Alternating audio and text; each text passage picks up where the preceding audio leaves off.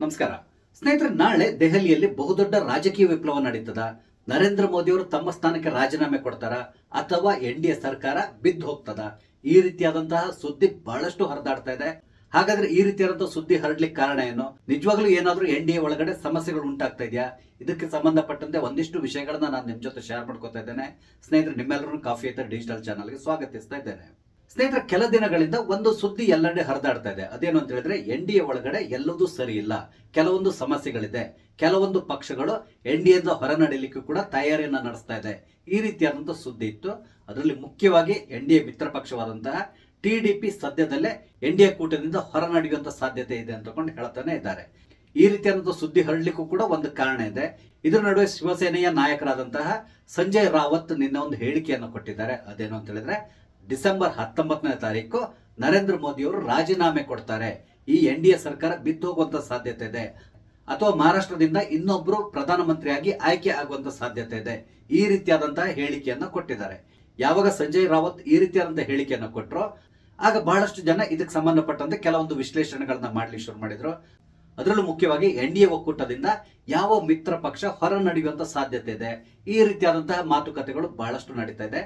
ಸದ್ಯಕ್ಕೆ ಬರ್ತಾ ಇರೋ ಸುದ್ದಿ ಪ್ರಕಾರ ಎನ್ಡಿಎ ಮಿತ್ರ ಪಕ್ಷವಾದಂತಹ ಟಿಡಿಪಿ ಮತ್ತು ಬಿಜೆಪಿಯ ನಡುವೆ ಕೆಲವೊಂದು ಸಮಸ್ಯೆಗಳಿದೆ ಅಂತಕೊಂಡು ಹೇಳ್ತಾ ಇದ್ದಾರೆ.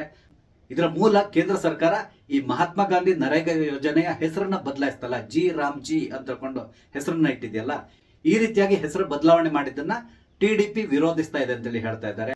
ಇಲ್ಲಿ ಕೇವಲ ಹೆಸರನ್ನ ಬದಲಾವಣೆ ಮಾಡಿರೋದ್ರಿಂದ ಈ ರೀತಿಯಾದಂತಹ ಸಮಸ್ಯೆ ಉಂಟಾಗ್ತಾ ಇಲ್ಲ, ಆದ್ರೆ ಇಲ್ಲಿ ರಾಜ್ಯ ಸರ್ಕಾರದ ಮೇಲೆ ಹೆಚ್ಚಿನ ಆರ್ಥಿಕ ಹೊರೆ ಬೀಳ್ತಾ ಇದೆ. ಆದ್ರಿಂದ ಈ ಯೋಜನೆಯನ್ನ ಬದಲಾವಣೆ ಮಾಡಬೇಡಿ, ಮೊದಲು ಹೇಗಿತ್ತು ಅದೇ ರೀತಿಯಲ್ಲಿ ಮುಂದುವರ್ಸ್ಕೊಂಡು ಹೋಗಿ, ಈ ರೀತಿಯಾಗಿ ಟಿಡಿಪಿ ಕೇಂದ್ರ ಸರ್ಕಾರದ ಮೇಲೆ ಒತ್ತಡವನ್ನ ಹೇರ್ತಾ ಇದೆ ಅಂತೇಳಿ ಹೇಳ್ತಾ ಇದ್ದಾರೆ. ಒಂದ್ ವೇಳೆ ನೀವೇನಾದ್ರೂ ಒಪ್ಪಿಲ್ಲ ಅಂತ ಹೇಳಿದ್ರೆ ನಾವು ಹೊರ ನಡೆಯಲಿಕ್ಕೂ ತಯಾರಿದ್ದೇವೆ, ಈ ರೀತಿಯಾಗಿ ಹೇಳಿದ್ದಾರೆ ಅನ್ನುವ ಸುದ್ದಿ ಈಗ ಬರ್ತಾ ಇದೆ. ಇದನ್ನೇ ಆಧಾರವಾಗಿ ಇಟ್ಕೊಂಡು ಸಂಜಯ್ ರಾವತ್ ಅವರು ಈ ರೀತಿಯಾದಂತಹ ಹೇಳಿಕೆಯನ್ನು ಕೊಟ್ಟಿರುವ ಸಾಧ್ಯತೆಗಳು ಕೂಡ ಇರ್ತದೆ. ಬೇರೆ ಯಾವ್ದ್ರ ಬಗ್ಗೆನೂ ನಾವು ಮಾತಾಡೋದು ಬೇಡ. ಒಂದ್ ವೇಳೆ ಎನ್ಡಿಎ ಮೈತ್ರಿಕೂಟದಿಂದ ಟಿಡಿಪಿ ಏನಾದ್ರೂ ಹೊರಗಡೆ ಹೋದ್ರೆ ಸರ್ಕಾರಕ್ಕೆ ಏನಾದ್ರೂ ಸಮಸ್ಯೆ ಉಂಟಾಗ್ತದ, ಬಿಜೆಪಿಗೆ ಬಹುಮತದ ಕೊರತೆ ಆಗ್ತದ?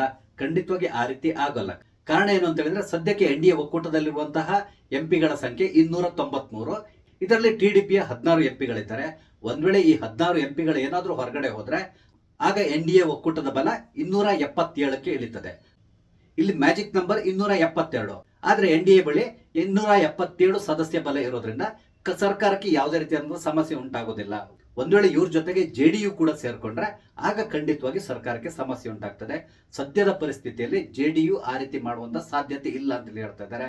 ಇದಕ್ಕೆ ಮುಖ್ಯ ಕಾರಣ ಏನು ಅಂತ ಹೇಳಿದ್ರೆ, ಕೇಂದ್ರ ಸರ್ಕಾರದಲ್ಲಿ ಜೆಡಿಯು ಏನಾದ್ರೂ ಆಟ ಆಡ್ಲಿಕ್ಕೆ ಪ್ರಯತ್ನ ಪಟ್ರೆ ಬಿಹಾರಲ್ಲಿ ಅವರಿಗೆ ಸಮಸ್ಯೆ ಉಂಟಾಗ್ತದೆ. ಹಾಗಾಗಿ ಜೆಡಿಯು ಖಂಡಿತವಾಗಿ ಆ ರೀತಿಯಾದಂತಹ ಸಾಹಸಕ್ಕೆ ಕೈ ಹಾಕೋದಿಲ್ಲ.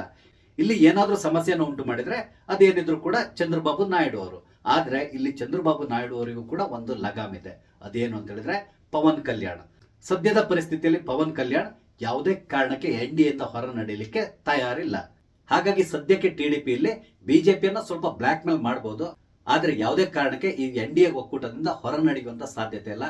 ಆ ರೀತಿ ಏನಾದ್ರೂ ಮಾಡಿದ್ರೆ ಖಂಡಿತವಾಗಿ ಅವರಿಗೆ ಆಂಧ್ರ ಪ್ರದೇಶದಲ್ಲಿ ಪವನ್ ಕಲ್ಯಾಣ್ ಕಡೆಯಿಂದ ಸಮಸ್ಯೆ ಉಂಟಾಗುವಂತ ಸಾಧ್ಯತೆ ಇದೆ. ಆದ್ರಿಂದಾಗಿ ಚಂದ್ರಬಾಬು ನಾಯ್ಡು ಅವರು ಈ ಒಂದು ಸಾಹಸಕ್ಕೆ ಕೈ ಹಾಕಲ್ಲ ಅಂತೇಳಿ ಹೇಳ್ತಾ ಇದ್ದಾರೆ. ಇದಲ್ಲದೇನೆ ಈಗಾಗಲೇ ಬಿಜೆಪಿ ಬೇರೆ ಕೆಲವರ ಮೇಲೆ ಕೂಡ ಕಣ್ಣಿಟ್ಕೊಂಡು ಕೂತಿದೆ ಅಂತೇಳಿ ಹೇಳ್ತಾ ಇದ್ದಾರೆ. ಒಂದ್ ವೇಳೆ ಈ ರೀತಿ ಏನಾದ್ರೂ ಸಮಸ್ಯೆ ಉಂಟಾದ್ರೆ ಬೇರೆಯವರ ಬೆಂಬಲವನ್ನ ಪಡೆಯಲಿಕ್ಕೆ ಈಗಾಗಲೇ ಬಿಜೆಪಿ ತಯಾರಿಯನ್ನ ನಡೆಸ್ಕೊಂಡಿದೆ ಅಂತೇಳಿ ಹೇಳ್ತಾರೆ. ಅದರಲ್ಲೂ ಪ್ರಮುಖವಾಗಿ ಶಿವಸೇನೆಯ ಉದ್ಧವ್ ಬಣದ ಮೇಲೆ ಕೂಡ ಕಣ್ಣಿಟ್ಕೊಂಡು ಕೂತಿದ್ದಾರೆ ಅಂತೇಳಿ ಹೇಳ್ತಾರೆ. ಹಾಗೆ ಇನ್ನು ಕೆಲವು ಚಿಕ್ಕ ಪುಟ್ಟ ಪಕ್ಷಗಳಿದೆಯಲ್ಲ, ಅವುಗಳ ಸಹಕಾರವನ್ನು ಪಡೆಯುವಂತ ಸಾಧ್ಯತೆ ಇರ್ತದೆ. ಒಟ್ಟಾರೆಯಾಗಿ ಸರ್ಕಾರಕ್ಕೆ ಯಾವುದೇ ರೀತಿಯಾದಂತಹ ಸಮಸ್ಯೆ ಉಂಟಾಗದೇ ಇರೋ ರೀತಿಯಲ್ಲಿ ನೋಡ್ಕೊಳ್ಳಿಕ್ಕೆ ಏನೆಲ್ಲ ಬೇಕೋ ಎಲ್ಲಾ ರೀತಿಯಾದಂತಹ ವ್ಯವಸ್ಥೆಯನ್ನ ಸದ್ಯಕ್ಕೆ ಬಿಜೆಪಿ ಮಾಡ್ಕೊಂಡಿದೆ ಅಂತ ಕೂಡ ಹೇಳ್ತಾ ಇದ್ದಾರೆ. ಇಲ್ಲಿ ಸಂಜಯ್ ರಾವತ್ ಈ ರೀತಿಯಾದಂತಹ ಹೇಳಿಕೆ ಕೊಡ್ಲಿಕ್ಕೂ ಕೂಡ ಕಾರಣ ಇದೆ. ಅದೇನು ಅಂತ ಹೇಳಿದ್ರೆ, ನಿತಿನ್ ಗಡ್ಕರಿ. ನಿಮ್ಗೆ ಗೊತ್ತಿರಬಹುದು, ನಿತಿನ್ ಗಡ್ಕರಿ ಮತ್ತು ನರೇಂದ್ರ ಮೋದಿ ಅವರ ನಡುವೆ ಬಹಳಷ್ಟು ಸಮಸ್ಯೆಗಳಿದೆ. ಹೊರಗಡೆಯಿಂದ ನೋಡ್ಲಿಕ್ಕೆ ಎಲ್ಲದೂ ಚೆನ್ನಾಗಿದೆ, ಆದ್ರೆ ಒಳಗಿಂದೊಳಗಡೆನೆ ಬಹಳಷ್ಟು ಸಮಸ್ಯೆಗಳಿದೆ. ಇದನ್ನ ಅರಿತಿರುವಂತಹ ಸಂಜಯ್ ರಾವತ್ ಈ ರೀತಿಯಾದಂತಹ ಹೇಳಿಕೆಯನ್ನು ಕೊಟ್ಟಿದ್ದಾರೆ ಅಂತೇಳಿ ಹೇಳ್ತಾ ಇದ್ದಾರೆ.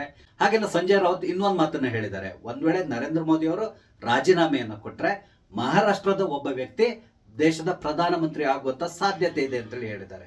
ಇಲ್ಲಿ ಸಂಜಯ್ ರಾವತ್ ಹೇಳಿರುವಂತಹ ಮಹಾರಾಷ್ಟ್ರದ ವ್ಯಕ್ತಿ ಬೇರೆ ಇನ್ಯಾರು ಅಲ್ಲ, ನಿತಿನ್ ಗಡ್ಕರಿ. ಅಂದ್ರೆ ನಿತಿನ್ ಗಡ್ಕರಿ ಅವರು ನರೇಂದ್ರ ಮೋದಿ ಅವರ ಸ್ಥಾನಕ್ಕೆ ಆಯ್ಕೆ ಆಗ್ತಾರೆ, ಈ ರೀತಿಯಾಗಿ ಅವರು ಸೂಚ್ಯವಾಗಿ ಹೇಳಿದ್ದಾರೆ. ಇಲ್ಲಿ ಸಂಜಯ್ ರಾವತ್ ಕೊಟ್ಟಿರುವಂತಹ ಹೇಳಿಕೆಗೆ ಅಷ್ಟೊಂದು ಮಹತ್ವ ಇದೆಯಾ? ಆ ರೀತಿ ಏನಾದ್ರು ಆಗ್ಬಹುದು ಅಂತ ಹೇಳಿದ್ರೆ ಖಂಡಿತವಾಗಿ ಅಷ್ಟೊಂದು ಮಹತ್ವವನ್ನು ಕೊಡಬೇಕಾಗಿಲ್ಲ. ಇಲ್ಲಿ ಸಂಜಯ್ ರಾವತ್ ಈ ರೀತಿ ಹೇಳಲಿಕ್ಕೆ ಮುಖ್ಯ ಕಾರಣ ಏನು ಅಂತ ಹೇಳಿದ್ರೆ, ಬಿಜೆಪಿ ಈಗಾಗಲೇ ಒಂದು ವಿಪ್ ಅನ್ನು ಹೊರಡಿಸಿದೆ. ಅದೇನಂತ ಹೇಳಿದ್ರೆ ಡಿಸೆಂಬರ್ 19ನೇ ತಾರೀಕು ಎಲ್ಲಾ ಬಿಜೆಪಿ ಸದಸ್ಯರು ಅಥವಾ ಮಿತ್ರಕೂಟದವರು ಸದನದಲ್ಲಿ ಹಾಜರಿರಬೇಕು ಅಂತೇಳಿ. ಈ ರೀತಿ ಹೇಳಲಿಕ್ಕೆ ಮುಖ್ಯ ಕಾರಣ ಕೆಲವೊಂದು ಮಸೂದೆಗಳನ್ನ ಪಾಸ್ ಮಾಡಿಸಬೇಕು, ಅದಕ್ಕಾಗಿ ಹೇಳಿದ್ದಾರೆ ಅಂತೇಳಿ ಹೇಳ್ತಾ ಇದ್ದಾರೆ. ಆದ್ರೆ ಸಂಜಯ್ ರಾವತ್ ದೆಹಲಿಯಲ್ಲಿ ಡಿಸೆಂಬರ್ 19ನೇ ತಾರೀಕು ರಾಜಕೀಯ ಭೂಕಂಪ ಆಗ್ತದೆ, ನರೇಂದ್ರ ಮೋದಿ ಅವರು ರಾಜೀನಾಮೆ ಕೊಡ್ತಾರೆ, ಈ ರೀತಿಯಾದಂತಹ ಸುದ್ದಿಯನ್ನ ಹಬ್ಬಿಸಲಿಕ್ಕೆ ಪ್ರಯತ್ನಿಸ್ತಾ ಇದ್ದಾರೆ. ಇದೊಂದು ರೀತಿ ದೇಶದ ಗಮನವನ್ನ ತಮ್ಮತ್ತ ಸೆಳೆಯುವ ಪ್ರಯತ್ನ ಅಂತಲೇ ಹೇಳ್ಬೋದು. ಹಾಗೇನೆ ರಾಜಕೀಯ ವಲಯದಲ್ಲಿ ಏನಾದರೂ ವಿವಾದವನ್ನ ಸೃಷ್ಟಿ ಮಾಡುವಂತಹ ಪ್ರಯತ್ನ ಅಂತ ಕೊಂಡು ಹೇಳ್ತಾ ಇದ್ದಾರೆ. ಅದಲ್ಲದೆ NDA ಒಳಗಡೆ ಇರುವಂತಹ ಕೆಲವೊಂದು ಸಮಸ್ಯೆಗಳನ್ನ ಎಕ್ಸ್ಪೋಸ್ ಮಾಡ್ಲಿಕ್ಕೂ ಕೂಡ ಸಂಜಯ್ ರಾವತ್ ಈ ರೀತಿಯಾಗಿ ಪ್ರಯತ್ನಿಸಿದ್ದಾರೆ ಅಂತ ಕೂಡ ಹೇಳ್ತಾ ಇದ್ದಾರೆ. ಇಲ್ಲಿ ಇನ್ನೊಂದು ಸಾಧ್ಯತೆ ಬಗ್ಗೆ ಮಾತಾಡೋಣ. ಒಂದ್ ವೇಳೆ NDA ಸರ್ಕಾರವೇ ಬಿದ್ದೋಯ್ತು ಅಂತ ಹೇಳ್ಕೊಳ್ಳಿ, ಆಗ ಇಂಡಿ ಒಕ್ಕೂಟ ಏನಾದ್ರೂ ಆಡಳಿತದ ಚುಕ್ಕಾಣಿಯನ್ನ ಹಿಡಿತದ? ಒಂದ್ ವೇಳೆ ಆ ರೀತಿ ಏನಾದ್ರೂ ಇಂಡಿ ಒಕ್ಕೂಟ ಮುಂದ್ ಬಂದ್ರೆ ಇಲ್ಲಿ ಪ್ರಧಾನಮಂತ್ರಿ ಯಾರಾಗ್ತಾರೆ? ಈ ರೀತಿಯಾದಂತಹ ಪ್ರಶ್ನೆ ಸಹಜವಾಗಿ ಎಲ್ರಿಗೂ ಕಾಡ್ತದೆ. ನಿಸ್ಸಂಶಯವಾಗಿ ಒಂದ್ ಹೆಸರಂತೂ ಖಂಡಿತವಾಗಿ ಬಂದೇ ಬರ್ತದೆ, ಅದು ರಾಹುಲ್ ಗಾಂಧಿ ಅವರು. ಒಂದ್ ವೇಳೆ ಕಾಂಗ್ರೆಸ್ ಪಕ್ಷದವರು ರಾಹುಲ್ ಗಾಂಧಿಯನ್ನ ಪ್ರಧಾನಮಂತ್ರಿ ಮಾಡ್ತೇವೆ ಅಂತ ಕೊಂಡು ಹೊರಟ್ರೆ ಇಂಡಿ ಒಕ್ಕೂಟದಲ್ಲಿರುವಂತಹ ಇತರ ಸದಸ್ಯರು ಅದನ್ನ ಒಪ್ಕೊಳ್ತಾರ? ಅದರಲ್ಲೂ ಮುಖ್ಯವಾಗಿ ಅಖಿಲೇಶ್ ಯಾದವ್, ಲಲ್ಲು ಪ್ರಸಾದ್ ಯಾದವ್, ಶರದ್ ಪವಾರ್ ಮತ್ತು ಮಮತಾ ಬ್ಯಾನರ್ಜಿ ಅವರು ಇಂಡಿ ಒಕ್ಕೂಟದಲ್ಲಿಲ್ಲ, ಆದ್ರೂ ಕೂಡ ಅವರ ಸಪೋರ್ಟ್ ಅನ್ನ ಇಂಡಿ ಒಕ್ಕೂಟ ಪಡ್ಕೊಳ್ತದೆ. ಒಂದ್ ವೇಳೆ ಈ ರೀತಿ ಏನಾದ್ರು ಆದ್ರೆ ಇವರೆಲ್ಲರೂ ಒಪ್ಪಿಗೆಯನ್ನು ಕೊಡುವಂತ ಸಾಧ್ಯತೆ ಇದೆಯಾ? ಖಂಡಿತವಾಗಿ ಇಲ್ಲ. ಕಾರಣ ಏನು ಅಂತ ಹೇಳಿದ್ರೆ ಇಂಡಿ ಒಕ್ಕೂಟದಲ್ಲಿರುವಂತಹ ಎಲ್ಲಾ ಪಕ್ಷದ ಎಲ್ಲಾ ನಾಯಕರು ಕೂಡ ತಾನು ಪ್ರಧಾನಮಂತ್ರಿ ಆಗ್ಬೇಕು ಅನ್ನುವ ನಿಟ್ಟಿನಲ್ಲಿ ಬಹಳಷ್ಟು ಆಸೆಯನ್ನು ಇಟ್ಕೊಂಡಂತವ್ರು. ಆದ್ರಿಂದಾಗಿ ಒಂದ್ ವೇಳೆ ನರೇಂದ್ರ ಮೋದಿ ಅವರು ಏನಾದ್ರು ರಾಜೀನಾಮೆಯನ್ನ ಕೊಟ್ಟು NDA ಸರ್ಕಾರ ಉರುಳಿ ಹೋದ್ರು ಕೂಡ ಇಂಡಿ ಒಕ್ಕೂಟದವರು ಕನಿಷ್ಠ 6 ತಿಂಗಳು ಕೂಡ ದೇಶದ ಆಡಳಿತ ನಡೆಸಲಿಕ್ಕೆ ಸಾಧ್ಯ ಇಲ್ಲ ಅನ್ಸ್ತದೆ. ಕಾರಣ ಏನು ಅಂತ ಹೇಳಿದ್ರೆ ಅವ್ರ ಒಳಗಡೆ ಅಷ್ಟೊಂದು ಒಳ ಜಗಳಗಳಿದೆ. ಸದ್ಯಕ್ಕೆ ಅಧಿಕಾರ ಅವ್ರ ಕೈಲಿಲ್ಲ. ಒಂದ್ ವೇಳೆ ಅಧಿಕಾರ ಸಿಕ್ಕರೆ ಆ ಜಗಳ ಯಾವ ಮಟ್ಟಿಗೆ ತಲುಪಬಹುದು ನೀವು ಜಸ್ಟ್ ಯೋಚನೆ ಮಾಡಿ. ನೋಡೋಣ ಸಂಜಯ್ ರಾವತ್ ಕೊಟ್ಟಂತ ಹೇಳಿಕೆ, ಹಾಗೇನೆ ಬಿಜೆಪಿ ಮತ್ತು TDP ನಡುವೆ ಇರುವಂತಹ ಕೆಲವೊಂದು ಮನಸ್ತಾಪ, ಇದೆಲ್ಲೋದ್ರಿಂದಾಗಿ ಸರ್ಕಾರದ ಮೇಲೆ ಏನಾದ್ರೂ ಪರಿಣಾಮ ಉಂಟಾಗಬಹುದಾ? ಯಾವುದಕ್ಕೂ ನಾವು ಒಂದೆರಡು ದಿನದ ಮಟ್ಟಿಗೆ ಕಾದ್ ನೋಡೋಣ. ಸ್ನೇಹಿತರೆ, ನಿಮ್ಗೆ ಅನಿಸ್ತದೆ ನರೇಂದ್ರ ಮೋದಿ ಅವರು ರಾಜೀನಾಮೆ ಕೊಟ್ಟು ಬೇರೆ ಯಾರಾದ್ರೂ ಪ್ರಧಾನಮಂತ್ರಿ ಆಗ್ತಾರಾ ಅಥವಾ NDA ಸರ್ಕಾರವೇ ಉರುಳಿ ಹೋಗ್ತಾರಾ? ನಿಮ್ಮ ಅನಿಸಿಕೆಗಳನ್ನ ದಯವಿಟ್ಟು ಕಮೆಂಟ್ ಮುಖಾಂತರ ತಿಳಿಸಿ. ಹಾಗೇನೆ ನಾನು ಇಲ್ಲಿ ಹಂಚ್ಕೊಂಡಂತ ವಿಷಯ ನಿಮ್ಗೆ ಇಷ್ಟ ಆದ್ರೆ ಲೈಕ್ ಮಾಡಿ, ಶೇರ್ ಮಾಡಿ, ದಯವಿಟ್ಟು ನನ್ನ ಚಾನಲ್ ಸಬ್ಸ್ಕ್ರೈಬ್ ಮಾಡಿ. ನಮಸ್ತೆ, ಜೈ ಹಿಂದ್.